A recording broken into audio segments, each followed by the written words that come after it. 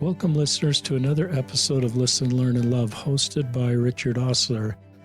My guest on today's podcast is somebody I've known for quite a while, probably 5 or 6 years, a gay Latter-day Saint, Dusty B., who's joining me from his home in Idaho Falls. Welcome to the podcast, Dusty. Thank you, Richard. It's a pleasure to be with you. Try to do a 3 or 4 minute bio. This is a story that's multidimensional. Dusty right now is 39, turning 40 soon. He grew up in Idaho, Blackfoot, I believe, in Shelby or Shelley. Yeah. And so an Idaho guy, went to BYU and also BYU, Idaho, served a mission in the same country I served in, but a lot later. In Birmingham, I served up the road in Manchester. He professionally has been a radio DJ, so when he comes on the podcast, you'll recognize somebody that's got a great radio voice. But right now, he owns a full-service marketing agency. He also does some DJ work, so that's what he does professionally. He is a gay Latter-day Saint and married a woman and has 2 boys that are now 13 and 14, and that marriage ended in about 2013 as they were divorced. And then Dusty married a man, Tate. I think he'll talk about Tate, his husband, who I've met. Really good man. And they were married for several years, and then they were divorced. And Dusty may talk about that. Dusty, along the way, marrying a man as a gay Latter-day Saint, was excommunicated. And that was painful, and he may talk about that in the podcast. But Dusty never sort of lost faith in God and even the goodness of the church in his life. And as I followed him on social media, many of his posts were positive towards the church, and I recognize there's not a single story of people that have been excommunicated and just how they feel about the church or why they're excommunicated. And eventually Dusty decided that his path forward was to be rebaptized in the church, and that happened in August of 2024, and he'll share that. So this platform just brings all these different stories to you, our listeners, so that you'll find hope and perspective as if you're queer and writing your story. And if you're a parent or a local leader, hopefully some of the things Dusty shares in his story will help you better support LGBTQ Latter-day Saints. We said a prayer before we started, and I actually got emotional. This is a really good guy, listeners. I remember speaking in Rexburg, Idaho, and then as I was driving back to Salt Lake City that night, I stopped for a caffeine stop at Maverick, and there was Dusty, and we had a great visit. And he's just been a really good friend, and I've just admired him navigating a couple divorces, being an absolutely committed father to his sons and taking them on trips. And I've seen them even in Europe recently, and professionally, he's doing good things. He's navigated some health issues along the way. It's just a really good guy, somebody I deeply admire and respect. And I'm just honored to have him on the podcast. And our prayers, what Dusty shares, will help you as you're writing your story. Every story is different. And with that introduction, I'll turn it over to Dusty to share his story or clarify anything I got kind of backwards in the intro. Well, thank you, Richard. It is truly an honor. I know a couple of years ago we planned on maybe doing this, and I think things happen for a reason. And it's I feel in my heart just like this is a good time, and I feel total peace as we meet today. I appreciate the opportunity to help, and coming out in general. The whole reason I came out in 2018. Was 2 things. One, I wanted to be a resource. I had some brain surgeries from 2015 to 2017, and had some spiritual experiences that really shifted me and changed me. And I felt this sense that I owed, that like there was a reason that maybe I did survive. And being Dusty B and being certainly in Eastern Idaho, kind of a public figure. People know me and recognize me. I felt like it was an opportunity for me to be like, yeah, I'm gay. And I'd always really suppressed that. And that was part of it. And the other part of it was I didn't want somebody to see me with my then, eventual husband. We came out before we got married, but and think, wow, I don't, is he gay or why is he always with that guy? I wanted to really own it for the first time in my life. And, that's the real fuel behind even sitting with you today is people of all shapes and sizes struggle, but particularly in the LGBT world. And when you mix Mormonism with that, it can be a painful experience. And, I've leaned on people before me that have helped me to kind of at least just kind of balance myself. Sometimes we get triggered by emotions sometimes. And just to like, okay, yes, this is what everybody else is saying, but what do I need for me? Like, what do I need to do for me? So it's really an honor to be with you. And the introduction was perfect. I was born in Blackfoot, Idaho, to parents that were good. They weren't Mormon. They never were active in the church. In some ways, my mom was a little bit anti at the time. My dad was a drinker and loved his vices. And I remember being just a young man, oldest. My dad's only child.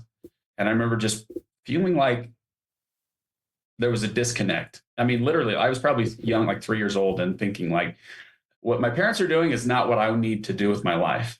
And my great-grandparents had been active all the way back to the handcart companies, but for whatever reason, my grandparents and my parents were not. And when I was 8 years old, I joined the church from a friend. My friend's dad was a bishop, and I had discussions and was able to be baptized after some initial pushback from my mom. And had you hear people saying when they were baptized, they were nervous, and I was terrified. I didn't have any real frame of reference for that. And when I went into the water, could barely breathe, and I came out and I felt like a new man. I really felt like a new person and felt the Spirit for the first time in my life. Stayed active in church. When I was, I don't know, between 8 to 10, maybe I was a little younger, I realized that I was different. I didn't necessarily know I was gay, but I was different. And I knew that it was wrong. My first feeling of that as a young man, knowing that this thing that was kind of pivotal to who I was, I didn't know how pivotal it was then, but that it was bad. And so I held on to the church so tight. I would walk to church by myself. I would sit by myself until, I would have families here and there that would try to involve me, but it was always kind of awkward. And when I was, 10 years old, a beautiful soul by the name of Nancy Schneeberger, she was a member of our ward locally, and she kind of just took me under her wing, and I would sit with them at church, and then I would go and we'd have Sunday dinner and we'd watch, Newsies or what's the movie with the eight cow wife? 8-Cow Wife movie. Yeah, I don't know. It's Johnny Lingo. Yeah, Johnny Lingo. That's it. Oh so my we watched gosh. these church movies, and I just, that was my life. I went to school and I did my thing, and I went to seminary, and I was seminary president, and eventually I moved to Shelley, which was really important for me. Most of my friends were our class, and that there were a class before us and after us graduating out of the high school they were just good. And we good friends. We didn't have bullies. We didn't have, and I really just developed this love for the gospel and this love for God. And I truly believed that being gay would go away. And I served my mission. I remember the night before I left for my mission, I prayed on my knees for hours. And I had just gone through the temple, and I said, if I can make covenants with God, I'm going to make a covenant, and I'm going to serve my mission. And then maybe in my belief, and I believed that I would go and I would work hard on my mission. I would come home and I wouldn't be gay anymore. And of course that doesn't happen. And so I came home from my mission and I got super busy. One of the ways I've always dealt with being gay is being busy. If I was busy, I didn't have time to think about it. So I was involved in everything I could get involved in. At BYU, Idaho, I was involved in SRC and the Heber J. Grant Scholarship, like just different things just to be busy. And then when I was about 24, certain people in the church were like, hey, you're not married yet. And I was like, yeah, I think I need to talk to you about something. And the consensus was that I wasn't gay, that I was too masculine to be gay. I mean, this is 15 years ago, 16 years ago. And I was grateful. They said I wasn't gay. I could go and get married and live this fantasy of this Mormon dream that I've always, created. I think a lot of us create in our minds, have lots of kids and, build a big house and just, live a God-fearing life and do good in the world. And I got married to a beautiful lady who, we had full intentions of just living this dream. And we got pregnant very fast. And so babies started to come in. I have two boys that I love deeply. And they are I think that isn't an indicator. I think I always try to point out, like, yeah, this is my story, but it's okay that everybody else doesn't have the same story. And part of the reason that I've made some of the decisions I've made is because I have kids that need their dad. That is part of my role on this earth, I believe, is to be their dad. And not that everybody has to have that, but for me, it's shifted my belief system and the needs of me. And we got divorced after 3.5 years. It was one of the most painful things I've ever experienced. And, I've had, since I've come out, I've had people message me on Facebook and be like, oh, and they're married and they're in the closet. Like, oh, I just wish that I wish that I envy you. Well, the truth is, like, it was painful. Like my son called me this is maybe, I don't know, 8 years ago. He was young and he lived in Logan and I lived in Pocatello at the time. And he just missed me so bad, he could barely breathe. And I, as his dad, had to make peace with, I had chosen to divorce, and my kids had to pay some of the consequence of that. And so, we were always driving, and I was there in Logan, a couple times a week if I could be. But every decision we make has a cost involved. And, you may look at like where I've landed now, or may, people who are in different situations may be like, all I can think about is just the day I can be divorced and not have this baggage. But just remember that there's a cost. And certainly for me, there has been a cost, and for the people I love the most, including my kids. I think we have made the best of it, and we've come out stronger and better, but there is a cost involved with, all of these decisions that we all make. These are big things. This isn't, what clothes should I wear today? These are big, eternal questions that we have to ask and answer. And I knew that then. And right after I got divorced, about a year later, I started getting sick and I had those brain surgeries. And I should not have lived. I should not have survived those. My forehead is prosthetic. I've had 15 surgeries. I've had meningitis several times. And I had some experiences spiritually that just, helped me to understand that God is there and he knows you. Sometimes we want to tell ourselves that he doesn't. Like, how could a loving God? I remember my dad, who, by the way, recently passed away a couple of weeks ago, which is a painful experience in and of itself. But one time I was coming back from a funeral with my dad, and he said, this is right after my mission, actually, a couple of years after. And I said, Dad, I'd love to take you to church sometime, being the good Mormon kid that I was. And he's like, not a chance.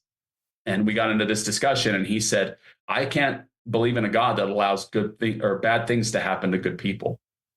And I can't believe in a God that allows, like a young girl to be molested or to be sexually abused or this, that, or the other thing. And it was the hardest thing for me at the time, because I was like, how do you answer that? I don't know why God allows bad things to happen to us. I do more now. And I believe that's because, first of all, he's a God of laws and he can't interfere. But also, we're here to grow and learn. And you don't do that by having this easy, event-free life. You don't learn, you don't grow, you don't become. And so I had these experiences, these brain surgeries, and I learned from them. And it wasn't until I survived my last brain surgery, so it would have been in May of 2017, my last brain surgery happened, and I had a friend reach out and say, "Are you gay?" And I was on Facebook, and I remember thinking, like, I remember the blood draining from my face a little bit and thinking I had failed because, you've got to just be rigid and masculine. And like, if you just shield everything, and I couldn't imagine how he would even assume that. And I said, yes, if somebody I trusted. And he shared the Fathers in Affirmation page, which is a group in Salt Lake City mostly, but there's a Idaho chapter, I believe. And I was able to meet several like-minded people very quickly. And so I wouldn't say I was dating, but I was certainly trying to find the right path. I was attending conferences. I attended conferences with Elder Holland and Elder Bednar and Elder Christopherson, big conferences for people who struggled with this. And if I think I remember at the time, I said to my family and even to church leaders, I said, if you can show me one example of somebody that has made this work. I was totally open at the time. I would have gone mixed orientation marriage, obviously being open. I didn't, want to go through the same experiences I did before, but mixed orientation marriage, or, if I could see somebody that was living a celibate life in the type of way, I know there are examples out there, but in the type of life that I wanted, that was doing it right, then I would have chosen that. And I searched hard for months. I would meet somebody, maybe in a mixed orientation marriage, and then I would get to know them, and they would eventually open up to me and talk to me about some of the real struggles they were having. And I was like, I've had enough pain in my life. I don't want that anymore. I want to, so I kind of was living my life. And out of nowhere, Tate, my ex-husband, the man that I fell in love with,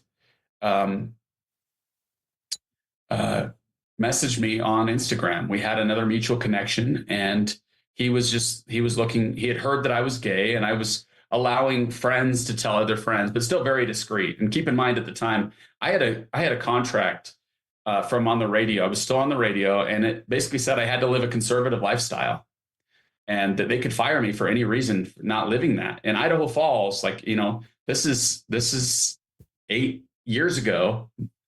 About 7-8 years ago.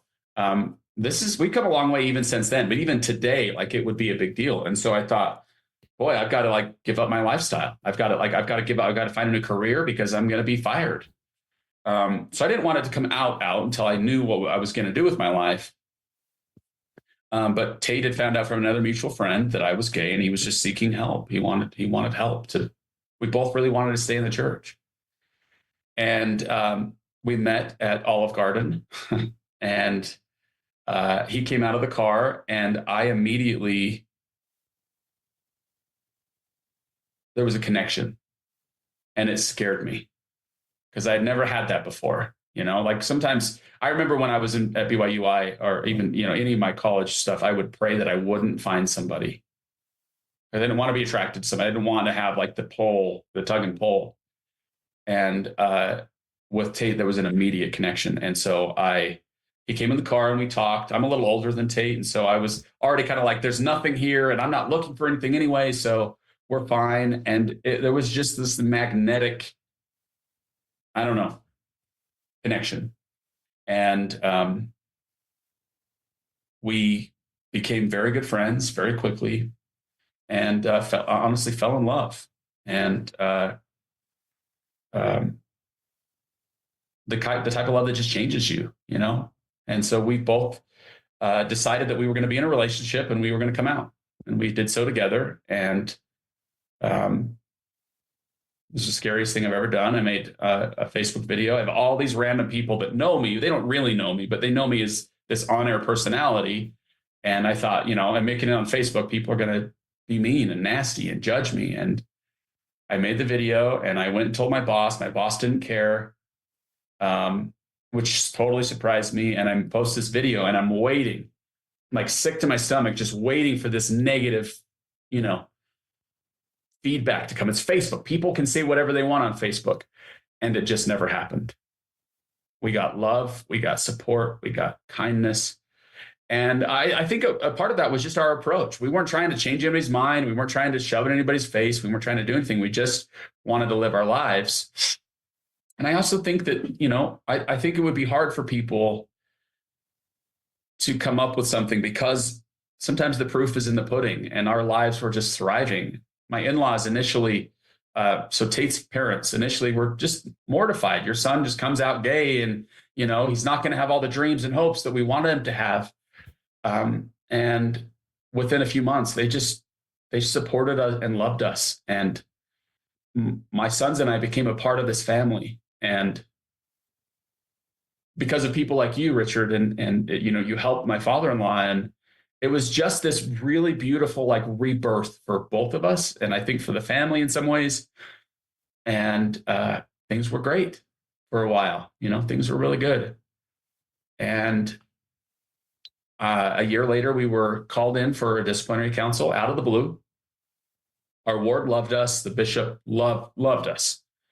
And we were told that we were going to have a disciplinary council. And the PR, the church's public affairs department got involved, because I'm kind of a public figure in Idaho. And so we were kind of like, oh, it's going to happen. No, it's not going to happen. It's going to happen. No, it's not going to happen. It's going to happen. And that got really tiresome.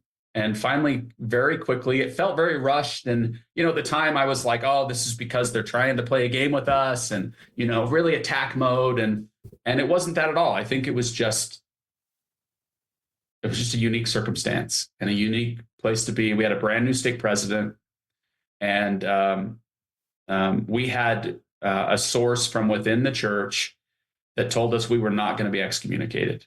So we attended the council, believing that was the case. And the council was one of the hardest things I've ever done. I don't need to go into details on that, but it was just incredibly hard. And we were both indeed excommunicated. It was a shock, and it was painful, and it was heartbreaking. And to be honest, in some ways, I've thought about this a lot. I think, you mentioned that Tate and I, we divorced a year ago. And there's a lot of reasons for that. But I think the biggest is that that was not the plan. And we kind of took different approaches to how to handle that emotionally. And I don't know that we ever really recovered from that, to be honest. There were some fundamental things that made, I think, a marriage between us, I don't want to say incompatible, but just harder than, I think all marriages are hard, but it would have been hard for us to achieve happiness through kind of some of these things that were happening. And so we were married for just shy of 6 years. In that amount of time, I had also been diagnosed with lupus. And we had some really incredible moments. And like I told you earlier, I think it's very important. I don't regret it. I can't imagine my life being any different than it is right now. I can't imagine not ever having the experience of had that. Being married and loving Tate and fighting for marriage with him. I think I remember being young, and I remember somebody, even, I don't even think I knew them, but that one of their reasons for not supporting gay marriage was that we were going to take it for granted. We were basically going to just get married and not honor it like we should. And I remember thinking, oh, that's crazy, because like half of straight marriages end in divorce too. So it's not necessarily like a gay thing. But I remember when we got married, it was like, we are not getting divorced. Like, I would have never married him if I thought for a million years we would have divorced. I also, we married because we thought that was the best thing to do. We were being intimate together. If a straight couple needs to be married to do that, then we ought to be married, logically, that should be where we are too. It turns out that was one of the reasons we were excommunicated, was because marriage is almost worse than, the other stuff. And so there were all these new things that we were learning. And it was a lot of pressure. And the last couple of years, I would say the last year for sure of our marriage, we actually announced our divorce a year before we got divorced. And then we tried to reconcile a little bit. At the end, neither of us really wanted to be divorced. I think neither of us wanted to hurt each other. And that's why it kind of ended up being as painful as it was. We're still friendly to each other. As I said to you earlier, I think it's important to note that I can't imagine my life not having had that experience. And I wish the very best for him. And I'm still very close to his family. And,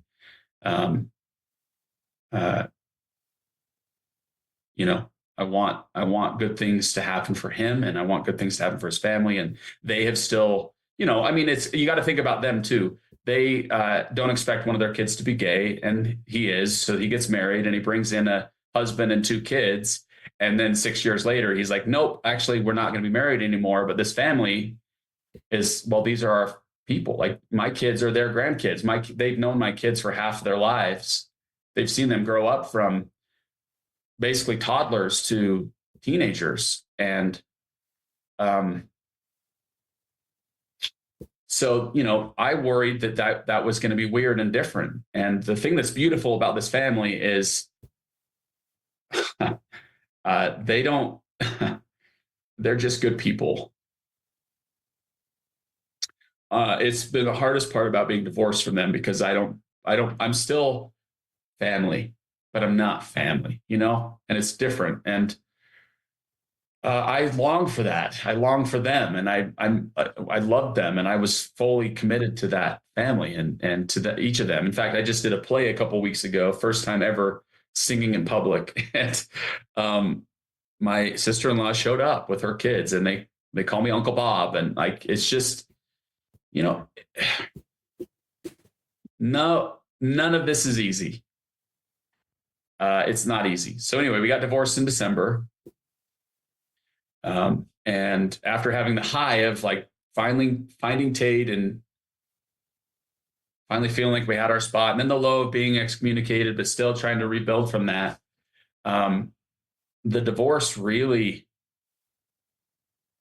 I've been through some hard things in my life, but I don't think anything as hard as the divorce was for me. I got divorced a year ago, just this month. And things changed basically overnight between Tate and I. And I was alone. I have my kids every other week. They live with me every other week, which I'm grateful for. But every other week, you're alone in an empty house. And I hit this low that just, I was one of those guys that I could never even think about suicide. And not that I did at this moment, but it's as close as I've ever been. I was in bed late one Sunday night, and I was like, I don't want to be here anymore. If this is the way things are going to go with the person that I loved and marriage and all these other things, I just don't want to be here anymore. And I didn't know who to call. And without really thinking much of it, I called my ex-in-laws, Tate's parents. And they answered the call and were able to kind of support me through this thing. And to be honest, I don't even really know what it was. It was just this ultimate failure of and the other thing, being Dusty B, I've received messages from thousands of people, gay people themselves or parents of gay people. And I've tried to support, and I've tried to almost take upon myself, hey, we can do this together. And I promise you it does get better. And and I'm living proof of that. And you can do it too. And, just keep making your own choices. And I just felt like the ultimate failure. I felt like I failed my kids, and I failed Tate, and I failed his parents, and I failed my parents. And I mostly failed myself. And slowly but surely, I started to kind of build out of that. And then I moved. So when I got divorced, I sold my house. I sold lots of the things. I'm kind of an empath guy, and I get emotions tied to this plant and this chair, and So I downsized to a townhome and started fresh. And um, um, I didn't realize that I had actually moved back into my stake that I was excommunicated from. And that scared me. It wasn't a great experience last time with him. And so I was in a place where I'd been going to church off and on, certainly with family, like when we were around family, I would go occasionally, but I had pretty much kind of separated from, not like I wasn't anti and I wasn't, you know, I still was a believing kind of practicing as believing practicing Mormon as you can be as an excommunicated Mormon. You can't go in and pray. You can't, you can't do the things. You can't bear your testimony, but I was doing all the things I could do. And I called my stake president. Wow. And he said, Dustin, I have been waiting for you to call. I have learned so much in the last 5 years, and I need to see you. And that surprised me. And I was in a better spot, like with the acceptance of that. And so it was okay for me to go. And I made an appointment and I saw him and he embraced me and we sobbed together. And I shared with him that we had been divorced and that I was heartbroken. And that and I've always maintained, I do not regret. And I'm never going to say that I should not have done what I did with Tate. I'm not going to do it. And he didn't expect that. And he had said that he had learned some things. There have been other gay people in his stake. And he said, basically, I don't think the outcome would be the same today that it was that day. I was like, well, I don't know that I want to hear that because like, what does that do me? But he basically said, I would like to petition to get your membership back. And I remember thinking like immediately, like, there's no way. But I said, sure, if that's what you want to do, let me know. I was attending church more frequently post-divorce. But I was, still like, I don't know. I was being careful. And a couple of weeks later, he called me back and said that they had approved for us to have a disciplinary, it's no longer a disciplinary council, but basically they have a conference where they have the stake presidency and then your bishop. And it's kind of like a disciplinary council. You get a chance to explain what's happened and where you're at, and you bear your testimony. And so we held that. And again, I was like, this is not going to work out. I don't see this happening. And in April, he invited me to be rebaptized. And because I had always anticipated it was not going to be the answer, I was like, I don't have an answer for you. I don't even know where I'm at. I just couldn't even allow myself to get there until he shared that. And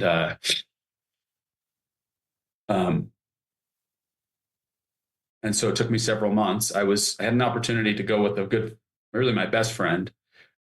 He sang for BYU in one of the groups at BYU, and they do like an annual, an alumni trip. And so he's like, hey, Dusty, let's go. I'd love for you to go on this trip with me. And I was like, fantastic. I'd love to be there.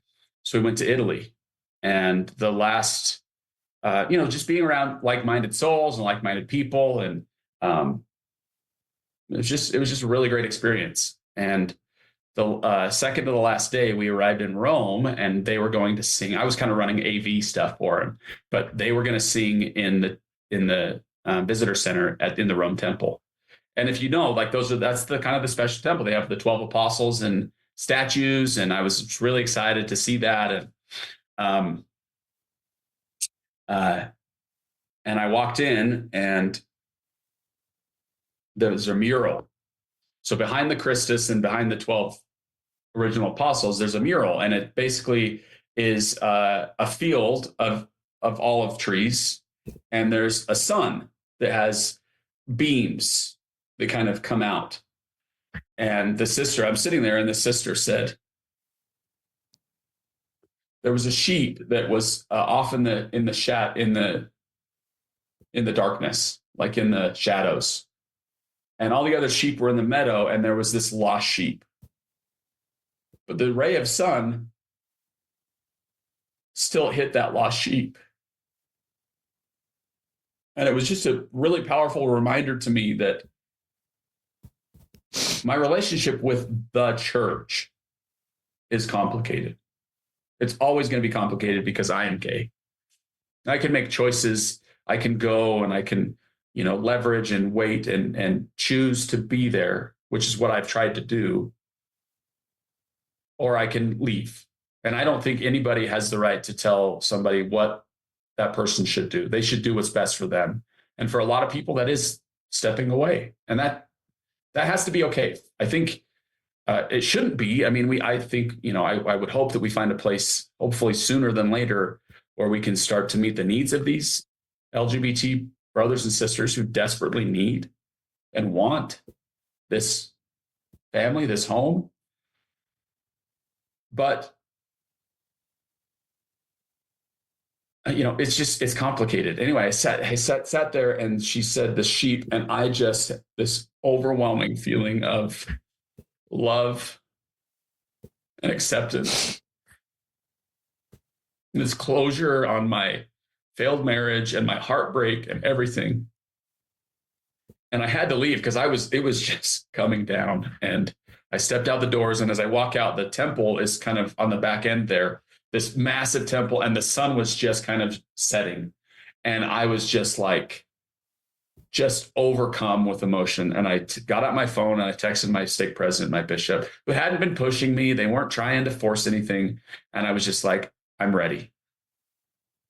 And so we scheduled my baptism. And prior to that, I met with them both, and I was very clear. Because this is important to me. I am not in any way saying that what I chose in 2018 was wrong. Because I can't say that. I understand where the church is at. I understand it's a complicated issue. I understand that people have differences of opinion. But that period of time, even though it ended in a divorce, even at this moment, was one of the most pivotal things that's ever happened to me in my life. And I'm grateful for that. And so by being rebaptized, I wasn't saying like, okay, I was wrong. I'm sorry. Please, smack my hand and tell me I was a bad kid. It was, things have changed. I have changed. As I looked at the landscape, as I still kind of look at the landscape today, I'm not going to say his name, but your people will probably know who I'm talking about. There's a prominent gay member who has his own podcast, and he's just a good soul. He goes around doing conferences. He's a friend of mine. And he has recently tried to date.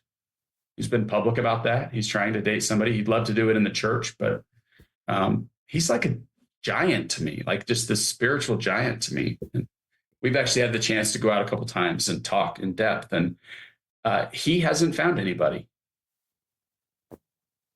And I mean, maybe he has at this point. I haven't talked to him in a couple of months, but my point is that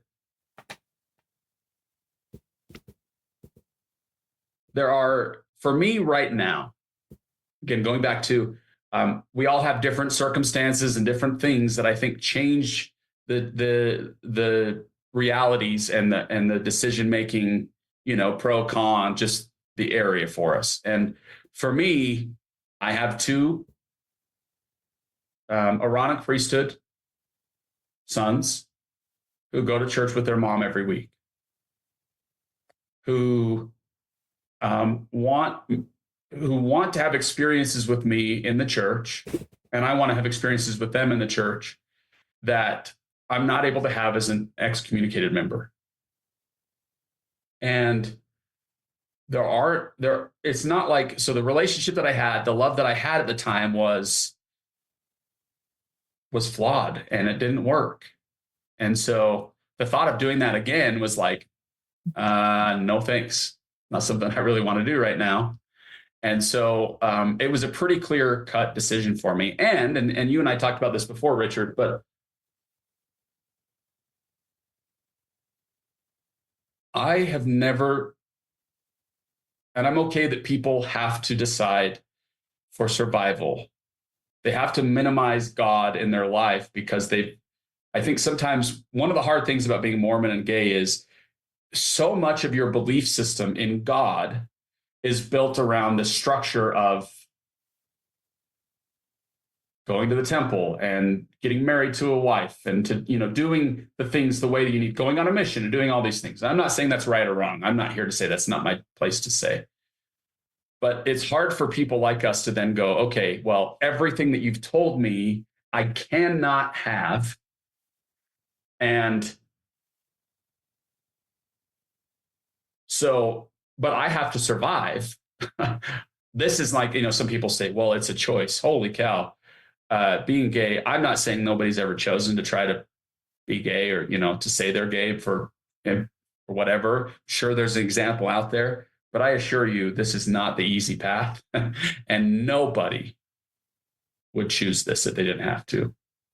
I have a friend, a good friend, that he is my best friend, who is older than me, and he's taken a different path.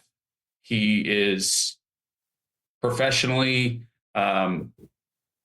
just does incredible things with his life and serves people and makes great money and has this, you would think that everybody would be like, oh, you have the whole world. Well, he is gay. He came out a couple of years ago.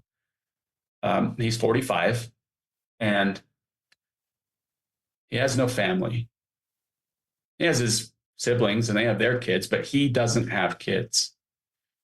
He did not what I was not able to do. And I'm glad that I didn't. He did everything that the church said, just be celibate, just go, just do it. Hold on to the faith, hold on to the rod. You're going to get through, you're going to make it. And for some people that might work and that's great. But when you look at this man's life, it's honestly a travesty to me. He's one of the best human beings I know. And he, the holidays are tough for him because he doesn't have a family and he has people that have welcomed him in, but it's not his family, right? He has to feel, and I'm always like, he's a good friend of mine. He's at our house a lot, but I'm always like, we can be your family. It's like, yes. And I'm grateful for that, but I always feel like I'm, how did he say it? I think he said like, he always feels like he's looking in the window of somebody else's house. And he sees the family with the tree and the Christmas and the dinners and the presents and the sun out in the basketball hoop. He doesn't get any of that. And my heart just breaks for him. Now I think he would admit that it's been hard and he's had a really hard, it's been lonely and he's had to make the choice to, focus on things that are important. He's still active to this day. He's come out. He has come out and he's more open about it today, but he's still very active, still holding on. He's one of the best members I've ever met. But his story is, that's his story that he gets to tell. But that's another example of like all these life. If this life for him is supposed to be about learning and growing and going back to why do bad things happen to good people? Well, for us to learn and grow. Well, most of his experience has been ripped away because he has been told, and again, this isn't at all to say the church is wrong or the church did this bad or the church did that bad. I'll leave that for smarter people to decide than me.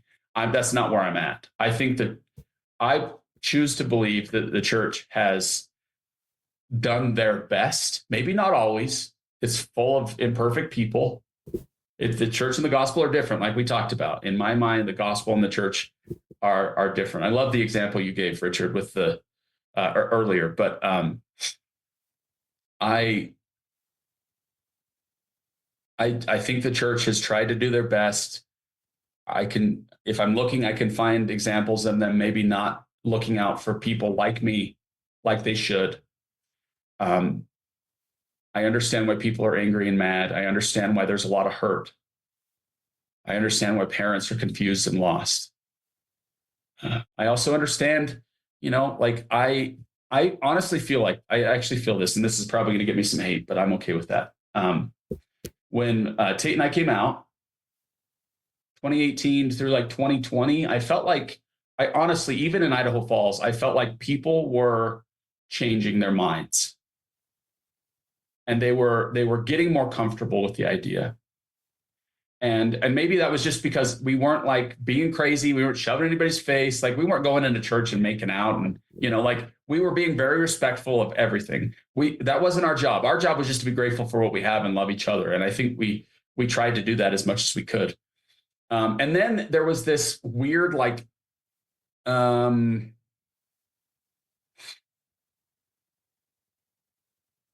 almost like militant section of the LGBTQ plus community that kind of took over. And it was like, well, then, you need to support this and you need to support that and you need to support this. And it was like a slippery slope that even for me as a gay man was like, I can't even like focus. I don't even know what is going on right now. And I think that has pushed all of our community back.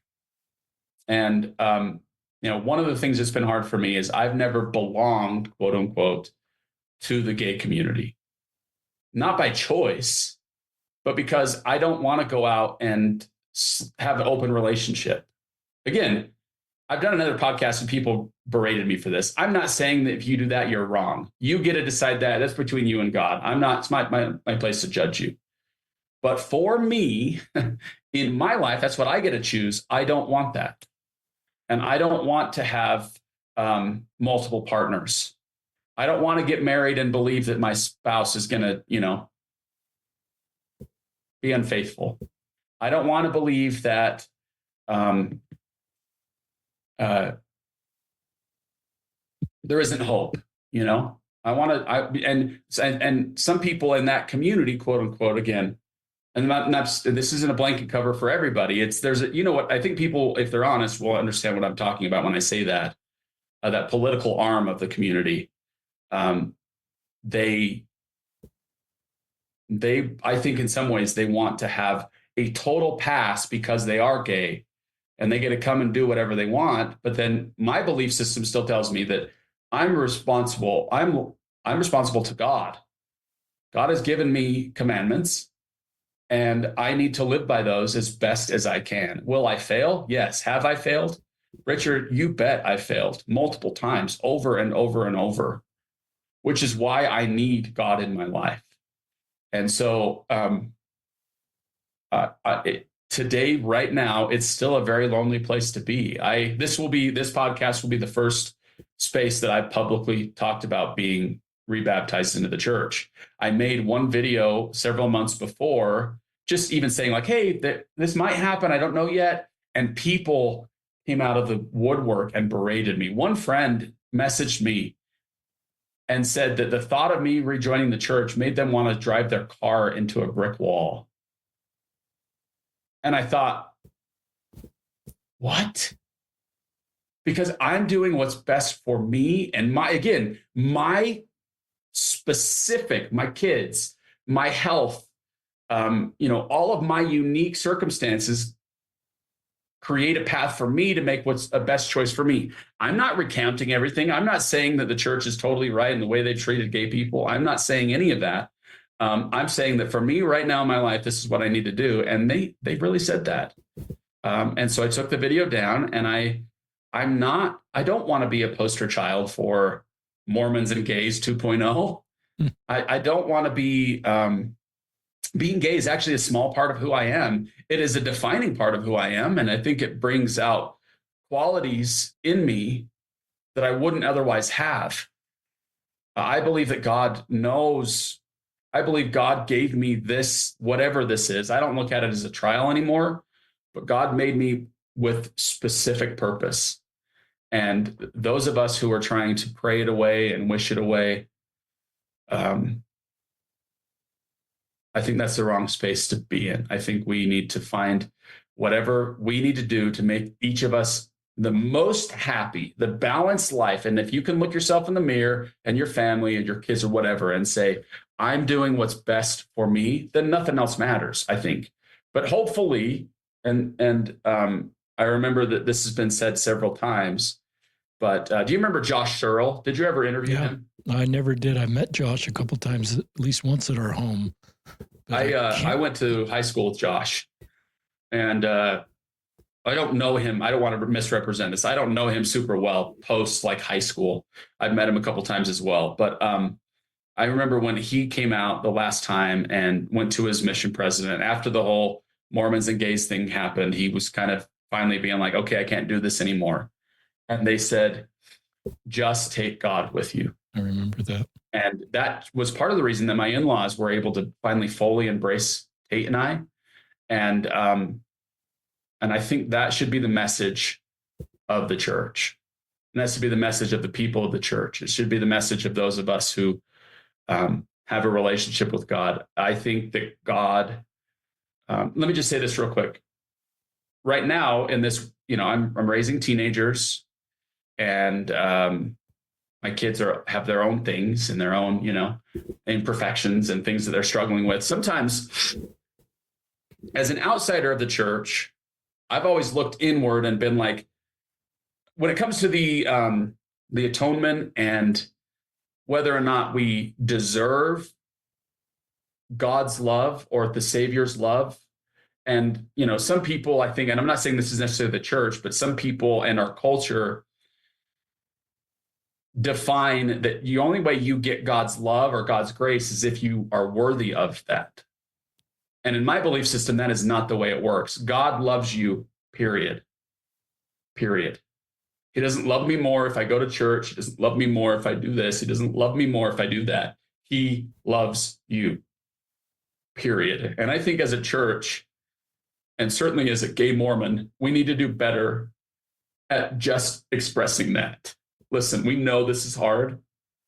We understand that we may not have all the answers, but sometimes I feel like, certainly even with Elder Oaks, and I'm trying to walk the line. I don't want to be anti or anything, because I'm not, but sometimes I feel like Elder Oaks gets up and he's I think lumps in all of the political LGBT groups in with all of us. And so he gets up on the pulpit and he says some things, and it's like, whoa, that's not where most of us, if we're listening to your voice, we are not there.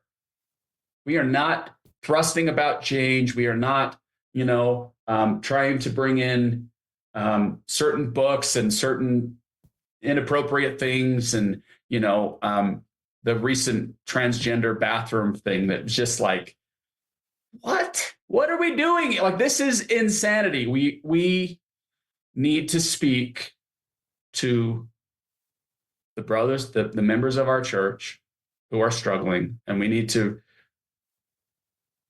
testify to them and help them to see that God knows them, that God loves them, and that their families and their ward families and the church support system will be there for them in spite of their imperfections and in spite of the things that they may choose. It shouldn't be such a black and white choice for me. I don't think it should be, you can come. I'm surprised. In my marriage with Tate, I was the one that was kind of like, oh, the church did this, and Tate would often be like, okay. He was just, one of the things that was very good about him is he was just very immovable. So I would be all emphatic and mad, I can't believe this happened. And he would go it's okay. And I would be like, oh, I don't have to be mad. I don't have to be emotional about this, because it's not it is emotional, and there's a lot of pain and there's a lot of baggage behind it. But I'm a little bit surprised that I'm the one that came back to church, to be honest. But, Tate's living a good life, and I wish him nothing but the very best. He is truly one of the most remarkable, kind people that I know.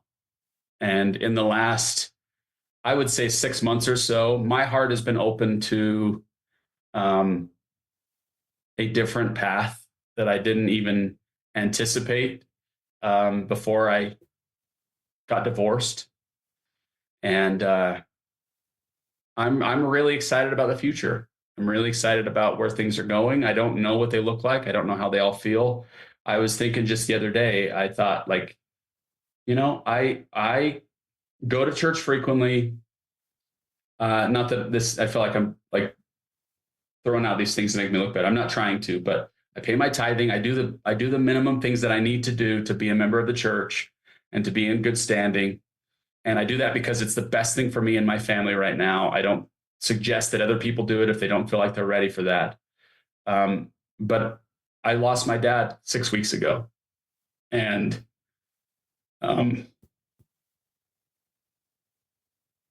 death is tough when you see it and you see how finite life really is. But something happened right before he died. Again, my dad was not a member, probably stepped in foot in a church probably 2 or 3 times in his whole life. One of them was to bless one of my sons. And, but as he was getting near, had cancer, and we were told that he had maybe a week to live. He ended up dying like 6 hours later. And he and I had a really beautiful conversation. And then this might be too spiritual, but I feel right about it. The room got it almost felt claustrophobic. It was just my grandma came later and his girlfriend was there, but for the most chunk of it was just me and him in this big hospital room, these big bay windows.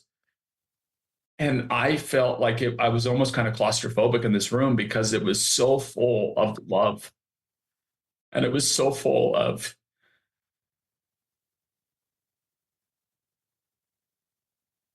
just this peace.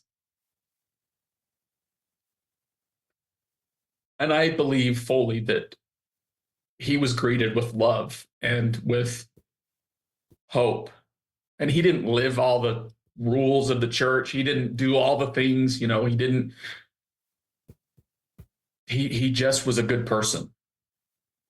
And I believe that fully that was enough, and that God and the Savior, and I believe his Father, greeted him with love. And it was such a beautiful thing to see. And I'm just grateful that I have been able to navigate the different, the excommunication and the divorce and the second divorce and all those things in a way that I feel at peace. I feel at peace, and I think it's important.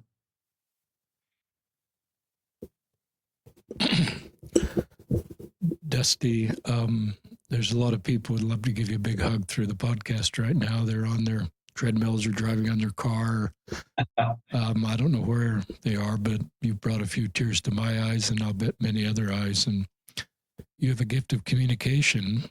Obviously, you're in a good field for that. And Thank you. You have a powerful story, but you also have a gift of communication. You got through, 3 decades of your life in about 55 minutes, which is pretty remarkable. I wrote down a lot of things, listeners, and I'll just kind of plow through them. Things that really stood out to me. They may be ones that stood out to you. Then I want to get Dusty continuing to talk. One of the things I try to do is what Dusty's inviting us to do is don't celebrate a divorce, especially a same-sex couple that we may pray that they'll break up so one can return to the church. Two people that have gone into a committed marriage, a straight marriage, a mixed orientation marriage, or a same-sex marriage, if they've made that covenant with each other, and it is a covenant, it's a civil covenant if it's outside the temple, but it's still a covenant, or promises to each other that I hope that marriage succeeds. And I don't sit on the sidelines secretly hoping it will fail. I want to comment on the church discipline side of this. Sometimes I comment on this, and I don't want to instruct local leaders in what to do, but just some thoughts is I think everybody knows that this being in a same-sex marriage does not require church discipline. It doesn't require a membership council. And even if it is held, it isn't required that the people be membership withdrawn is the language today. So I've never been a married ward bishop, but I've been a singles ward bishop. And when we did the church discipline, I asked the individual if it would help them to return to full church activity. And I explained the process and sort of bought them into the process. I never was in a situation where it was required, and I never was in a situation where it created harm to another. like an unfaithful spouse. You were not unfaithful. You were divorced by the time you met Tate. So it wasn't an unfaithful situation where there's harm sort of created for somebody else.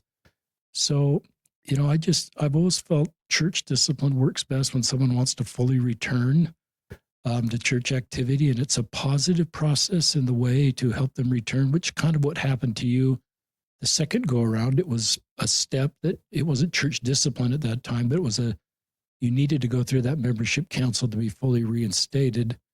And so I think it drives people away generally. And so this is a really unique story where we actually moved into the same stake and had the courage to make that stake present again. And I sense in that conversation, there was some, I don't know if apologizing is the right word, but there were some feelings that I wish I'd done this a little different. And there was a great reconciliation that occurred, and it took courage for you to reach out, and it took courage for that stake president to sort of, be willing to say, I've learned a lot. I've certainly learned a lot, listeners, and I have made mistakes in my church assignment. And I think there's something about the humility of acknowledging mistake. And so that's a really beautiful part of this story on both of your parts. The courage of you to reach out to where the source of pain is. You're intuitively, you don't want to do that, Dusty. Right. But you had the courage to do that. It's a sign of your character. And it was met with love and support and sort of an acknowledgement that this could have done, we could have done this differently, perhaps. And so that's just a beautiful part of the story.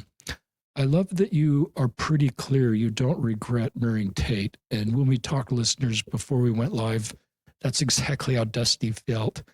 In fact, before we went live, you talked about Tate. You talked about Tate's parents, Lauren, that I've gotten to know. I think they're on a mission in a faraway part of the world. If you're listening, thanks for your service.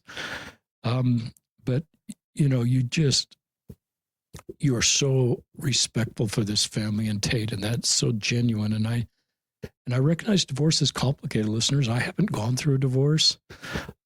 Probably that's not, obviously I don't think that's in my future because I really have a great relationship with my wife, but I recognize that it's complicated, and I try not to make a villain out of one and a hero the other. My job is just to try to do my best I love. And I've loved that in the complicated nature of divorce, you've kept relationships, and especially you didn't renounce Tate as part of your journey to join the church, and that seemed not to be required of you, and you own the beauty of that marriage.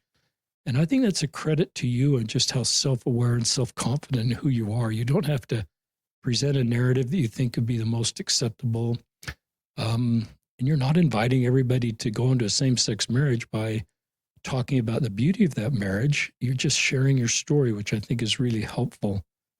And this is another thought next, listeners, Dusty's already done this, is not to weaponize stories. So Dusty doesn't want you to send this podcast to somebody in a same-sex marriage and say, well, this is what you should do with your life. You should actually get divorced and get rebaptized. Right. Dusty would be I'm speaking for Dusty, and he made comment in a second, he'd be pretty uncomfortable. And that's not the purpose of this platform. The purpose of this platform is to share stories, a variety of stories, because every story is unique, to help especially queer Latter-day Saints that are younger to write their own story. Sometimes other stories help them. At the end of the day, Dusty and I are inviting queer Latter-day Saints to write their own story. Don't make Dusty's story your story, but you may be principles, a part of Dusty's story that help you understand your best path forward. But you've got to own that, and you've got to not, Next thing I want to comment is just the gate is wide at the congregation level. I've always felt the gate narrows to go to the temple. And have a temple recommend does require a belief and behavior hurdle, but I've always felt we shouldn't pull that back into our homes or into our congregation. And so that's kind of back to church discipline. I don't think the point you're in a same-sex marriage, you want to go to the temple. You just wanted to be welcome at church. And so that helps me not, to just, want to do everything I can as a Latter-day Saint to make everybody feel welcome at the congregation level, even a couple in a same-sex marriage. Everybody is just doing their best to come into Christ. And a lot of people, even in a same-sex marriage, want the community of being with fellow Latter-day Saints and learning about God and feeling the love of Christ. Your friend, now I'm shifting gears and talking about your friend that I think's in the mid-40s and celibate, and I love that you humanize his story and the difficult nature of his story and how good he is. And if you're listening, credit to you for the man you are and the road you're walking. One of the things I've learned, listeners, is if your friend were straight, and single, he would still have hope that that's possible for him to find companionship, even though it hasn't worked out. Same with a single straight woman in her 40s. So there's still that hope. She can still pray at night, or he can still pray at night to find an opposite sex partner. The promises of their patriarchal blessing may still align with their sexual orientation, but it's different for us. As Dusty knows, that hope can be gone. There may be no hope in your friend's heart of ever finding companionship in this life if he wants to fully participate in the church. So Ben Shalati taught me that in a blog post in 2018. Wow. I had put those both in the same bucket, and I realized those are very different. I also realized the family proclamation that's on the wall in the next room over in our home doesn't answer the story. It doesn't explain how to be gay to a gay Latter-day Saint. It just, I support the family proclamation, listeners, but it doesn't answer the question of should I live my life if you don't think a mixed orientation marriage is your path. It just may remind you of what's not possible in your life and powerless to change that. So I think you just have to acknowledge that the family proclamation could be complex for gay Latter-day Saints. And to sort of point to that and say, Dusty, this answers all your questions. I have no responsibility here to sort of understand the complexity of your road or minister and support you, to me seems hollow on my part. And I've done that in the past, listeners.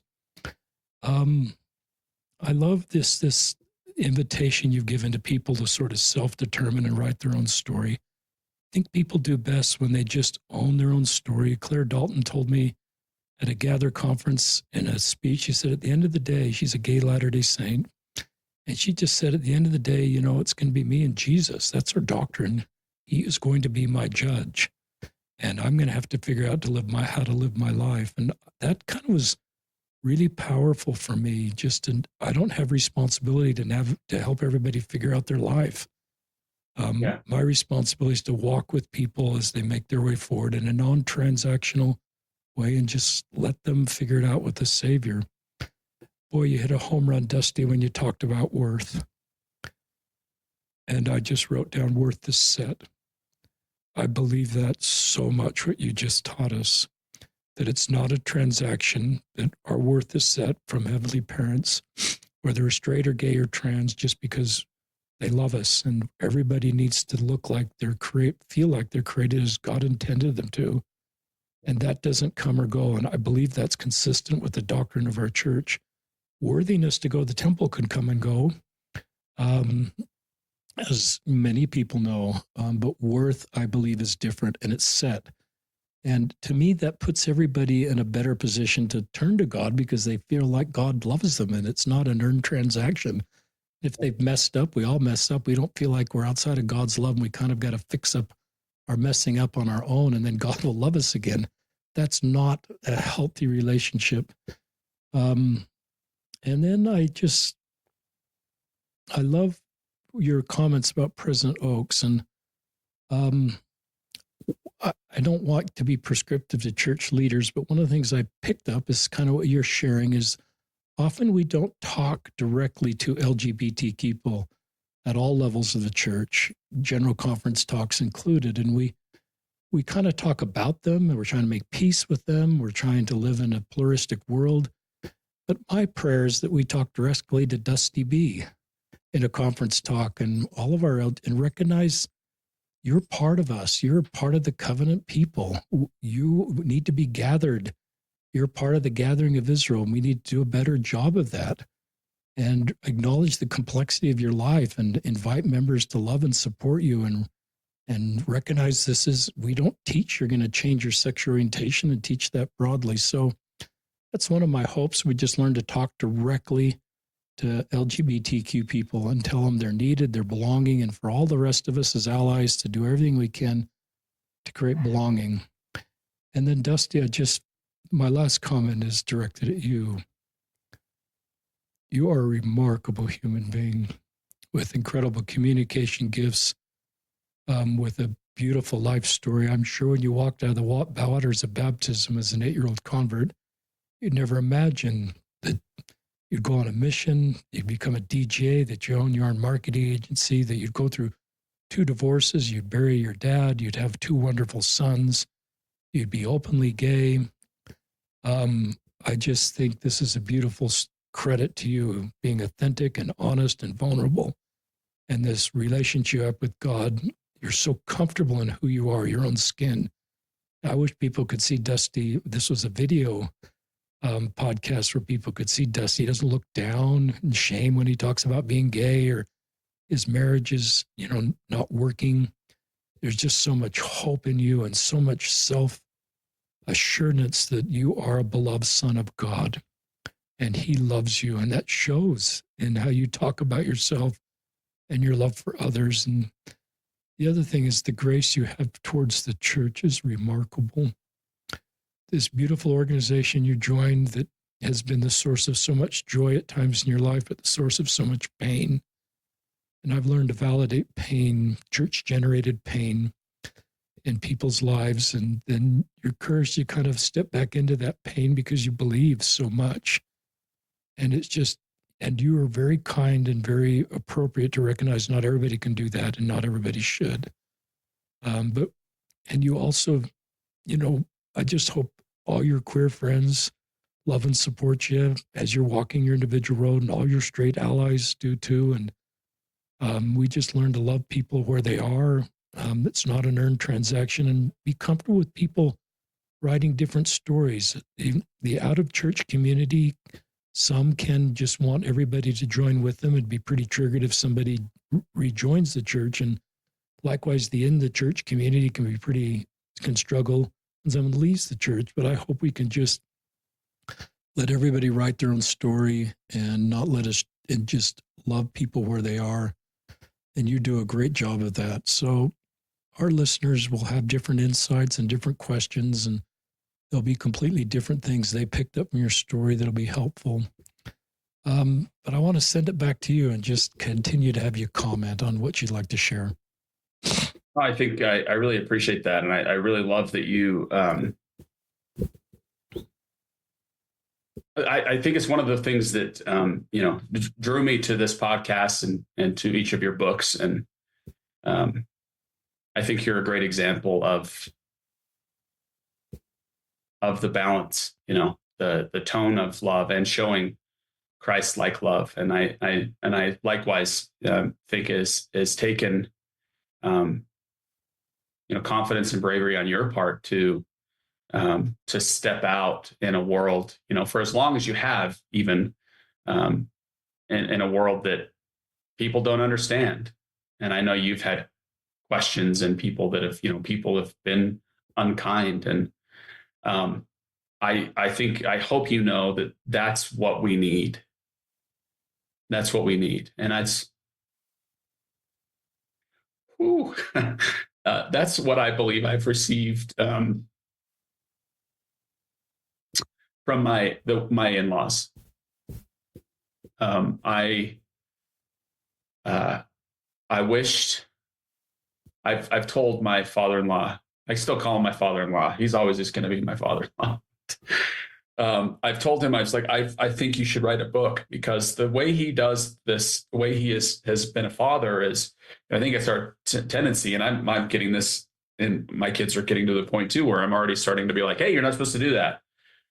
And instead of, sitting from his pedestal and saying, you're wrong, the church has said you're wrong, and until you've fixed yourself. And I just felt impressed to share this too. I have heard a mother tell me in front of the presence, in her son's presence, that she would rather her son be dead than be gay. Wow. And I could not believe it. I heard it out of her mouth, and I watched her son's reaction. And sadly, he wasn't super fazed by it, because he knew that. He knew that she believed that for a long time. Now, did she really believe that, or was that taught? Was that learned behavior on her part? I don't know. But can you imagine the Savior doing that, saying that to one of us, to one of his children? No, I can't. And that's not the way the gospel works. And so Lauren is the opposite of that. Lauren says, "Hey, you're doing this thing that I don't understand." And I know that Lauren, I'm not very good at keeping, I'm not really wanting to blast them on this podcast, but my in-laws, my mother-in-law and father-in-law, they both have been very good about being like, yes, I want Tate to be in the church and to have kids and to be married to a woman and to be sealed and all those things that we want as Mormons. Yes, that's true. But what also is true is that I need to love. And they did that. And, for me, I'm the in-law. I'm the one that they could have just hated me forever because I was hurting their son and doing all these things. And instead, they loved and welcomed and learned and mourned with us and sat. When we were excommunicated a year later, they saw the pain and they were frustrated too. And they, in fact, I think my father-in-law has an email now that he'll send out to stake presidents that cool with all the research, with just conference talks and gospel scriptures and doctrinal stuff, hey, take a breath. Please don't excommunicate these kids. And I love that. I love that he has, really, to me, exemplified what it actually means to love as the Savior would love and to show that Christ-like love. And the thing that I love too is that, listen, I have been mad at times and said things here and there that probably the church would be like, oh, I wish you wouldn't say that. And I understand that. But what I hope is that, I just lost my train of thought here, but what I hope is that, I hope what we can do is what is my goal today? What has it been in the last 5 years? I mean, it's probably a little different today, but 5 years ago, my goal in coming out was to help other people. But it was also, I had this clear vision of okay, if I'm the church, am I going to listen to people who are anti and mad and screaming and yelling and throwing things at the church? Or am I going to listen to somebody that's walking amongst us and trying to change from the inside? And that sounds bad. It's I don't want you to come in and change us. Well, maybe we as a culture need to change. And I think the best way to do that, and if that is your goal, is to help. And for me, it's not to really change the church because I'm in a place where it doesn't really affect me as much as it used to. But there are younger people. And if Christ would leave the 99 to go save the one, and still today, I mean, I just heard of an example in my hometown a couple of days ago, where people in this day are still committing suicide. Young teenagers are still committing suicide because they're gay and they don't see any hope. Our job is to, create that change. And so, I feel like if we can save one person, then that's enough. And then I go back to, and again, it's a fine line. I'm not trying to be excommunicated again or something, but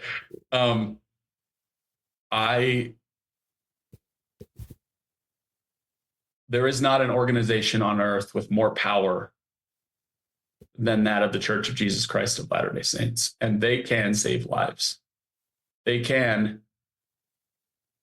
can make small tweaks. It doesn't mean we have to change the doctrine. It doesn't mean change all the other things, but we can speak with the better voice. We can, as you said, speak to our LGBT brothers and sisters. We can speak to Dusty Bees and to the other people that I've mentioned. We can speak to them and we can love them and we can show them. And then we can give hope in our youth programs where these young people are desperate. And I won't get too specific, but there's an experience that I know of a young person who has been raised in the church and wants desperately to be straight. As bad as they want water or to breathe oxygen, that's what they want. And they have done everything in their power to be straight. And we all know that story. All of us LGBT people, we know it. You know you're different. You don't want to be. You try to change, and finally you just give up, and then you make a choice. The youth of today need somebody somewhere to say it's okay. And we don't have it all figured out yet. And and I believe my belief system on that is, I'll just quickly share this. I think that when I was in seminary, my seminary teacher said to me that in the Salt Lake City Temple, there was a room called the Holy of Holies, and it was guarded by a cherubim and a flaming sword. And at the time, it was shared to our class that the prophet would enter this room, and there he would sit with the Savior and have a conversation like you and I conversate with the Savior. So when I heard that, I was like, okay, so everything the church says, everything we know is from the Savior. Well, and I'm not going to try to teach doctrine. I'm the least qualified to do that. But it's been said to me since that is not the case. They receive revelation the same way we do. Hopefully they have more, I believe they have more keys and more direct line. But I think there is room for change. I think just as other principles of the church have been brought upon line, precept upon precept, I know that, and it's got to be the right time for that. And I think it's got to be supported by the church as a membership of a whole. Just yesterday, I saw this beautiful young couple. They're straight. They have 3 kids. They are successful in every way. The perfect, idyllic Mormon family. Like I could just see their family picture up on a mantle, just like the goal of everybody that we all have had. And they left the church 3 months ago. You want to know why? Because they have a friend of a friend that was excommunicated because they were gay. Wow. That family, those kids have left the church because they don't agree with the way things are being handled. And so we are in that kind of weird place. And I know what I know about the gospel, and I know about the church, and I know what I know about the Savior and his love for me and for people like me. I am hungry and anxious for somebody like yourself. You've already done this for a long time, Richard, but somebody to get up and say, hey, it's okay. We don't have to have all the details. Our job is to love. Let's love. And I think that'll save so many people from the loneliness and the despair that leaves. You don't leave Mormonism. You ever notice that? People try. People leave Mormonism, and I'm not saying everybody, obviously, but I know some friends that have left Mormonism, and they are sick with anger and mad. They're furious about some of the things. And why is that? Because it is such an integral part of who we are. It's not something that's easy to leave. And why would we want them to leave if we can service them and love them and give hope? Anyway, I feel like I'm rambling at this point, but just give hope where hope is due. And I think we all deserve that. I believe truly, though, in the next, I don't know how long, I believe that we've already had growth. We've already had change. Tom Christofferson is somebody that I know and I love. And I think he has brought change. And I think Charlie Bird, my stake president asked me when Charlie, because it was kind of in the news at the time that Charlie was married, but they have their membership. They've never been excommunicated. And I've also heard that they have callings in their ward. And I've also heard that they've been extended other things that most gay people don't have. I'll leave it at that. And he's like, does that make you mad?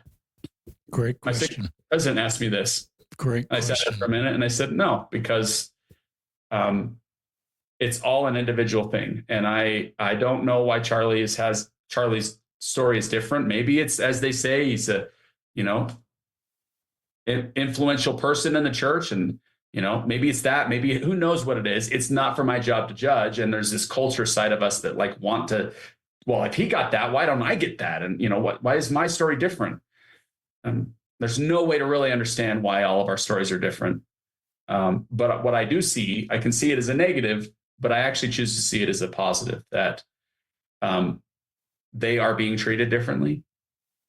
And that gives me tremendous hope for our future. And I hope it's a sign for things to come. So, yeah. Thank you, Dusty. I wrote down a few more notes. I just think if you came on the podcast in 20 years and talked about your two sons, they're just going to say, they already say this now, says, Dad just gets it. We can talk to Dad about anything.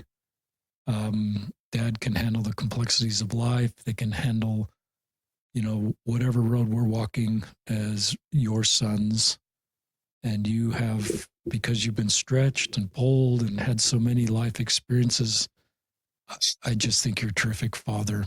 And I think as they age up, your relationship with your sons will be terrific. And I wrote down here, Dad just gets it. Dad maybe hasn't experienced what I'm experiencing, but Dad knows how to walk with me on the road I am and be a safe person for me to open up about the realities of my life. And so I think some of your future chapters can just be beautiful love story chapters of your sons. And as they have a family, your role as a grandfather and a very thoughtful, safe, loving grandfather, because that's who you are. I wrote down next that being LGBTQ is not a bad outcome. It's just equal to being straight. And one of my dreams is that everybody straight and LGBTQ will come to that conclusion. Because parents right now, LDS parents, without experience this space, that's one of the things that scares them the most. And a lot of parents get to the point just where you are with your own orientation that this is a good thing. We're glad we have LGBTQ kids. It's not a bad outcome. And I think that's just a really important step we can take. I'm empathetic like you are to people that leave the church. And sometimes I used to say, well, you can't leave it alone.